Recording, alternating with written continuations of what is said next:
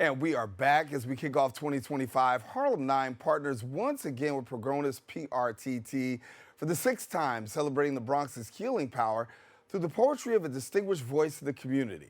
This year's festival will highlight the themes of empowerment, perseverance, and cultural identity, drawing inspiration from the dynamic work of a poet whose words speak to the heart of the Bronx.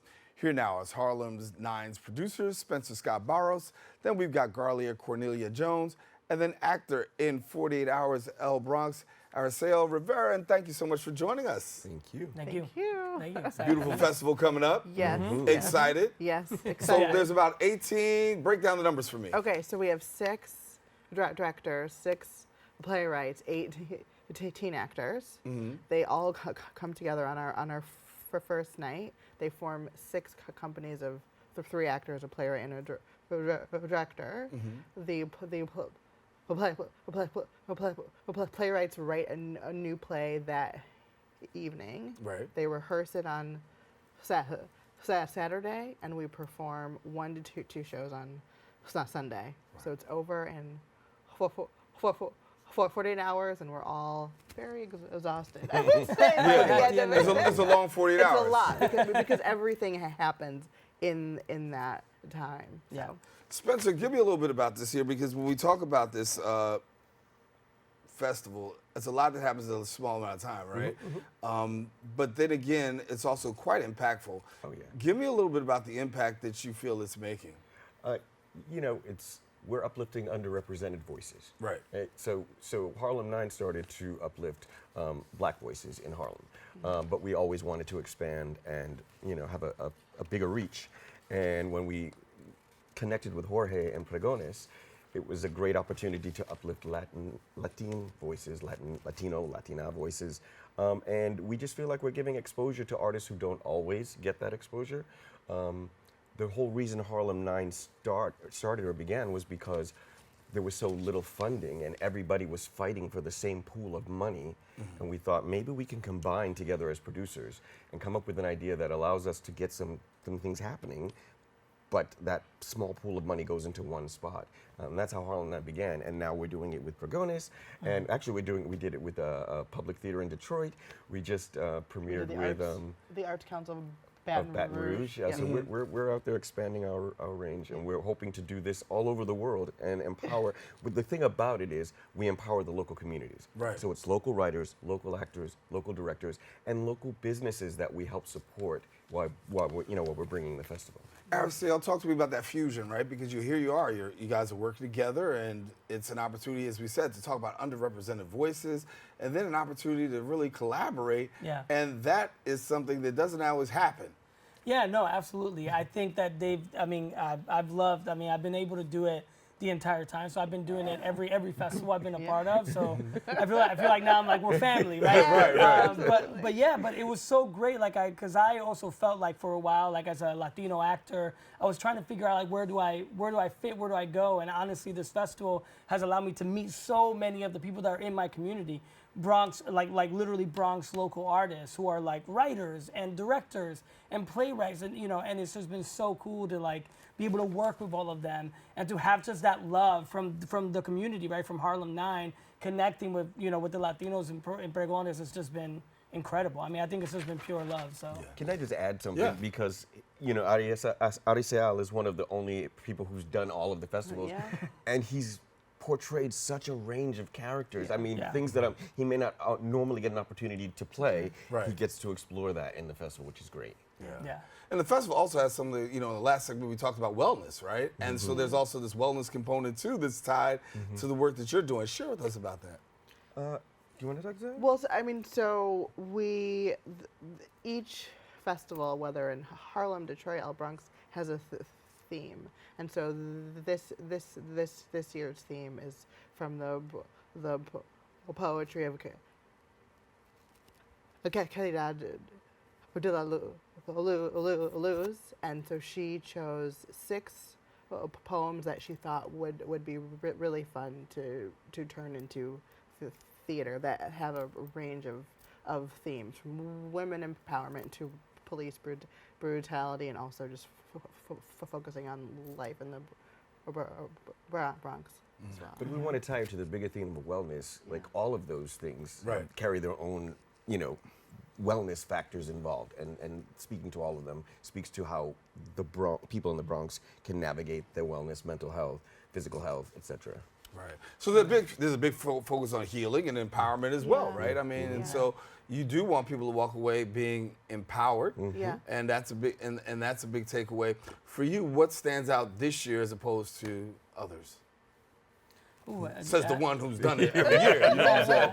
Well, I think it's exciting. It's exciting to like be able to use to have poetry be like the Yeah. basis, Yeah. because every time, like I said, every year is a different theme, and sometimes it's like I think one year there was like news articles based on Yeah. something. It was rappers one year. Yeah. So every time, like you don't know what the playwright is gonna come up with and what they're gonna do. But I think every time, I think what's been so lovely is that I feel like we're telling a story that maybe people haven't been told and they have experienced it.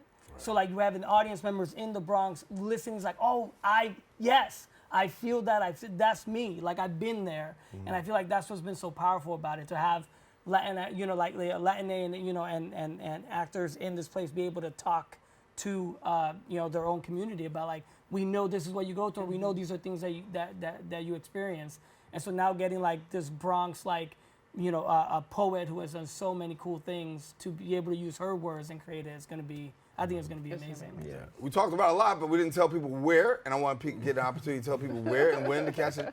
So it's at Pregones PRTT Theater. It's 454 Walton Avenue. I think it's 454. I'll give it a It's second. on Walton Avenue. But yeah, it's right South Bronx, yeah. Right, Yeah. right over the bridge in the South Bronx. I think it's 454 Walton. Google it, boo. Google Yeah, it. Pregones Theater. It's a beautiful space. It's a great evening. I will say that audiences, the minute they come to see the performance, they see and start feeling the energy that the company has created over the course of those 48 hours. Because they just meet each other on Yeah. Friday, and by Sunday, we're a family. Yeah. And the audience absolutely feels a part of that. So. And this is one of the first years we're doing two shows Yeah, in the Bronx. In the Bronx, so we have a Yeah. 6 p.m. and an 8:30, and they do sell out Yes. pretty fast. Yeah. So Yes. And you do get, as we say, you get this crowd that comes out Yeah. there. Oh, You're yeah. sold Absolutely. out. Oh. People Yeah. are definitely checking you guys out. And then when they walk away, it's like there's this reinvigoration, if you will. Yes. Because I've talked to a couple people, and they've said that they really enjoy what they see, and they walk away like, really feeling like ready to take on the world. Yeah.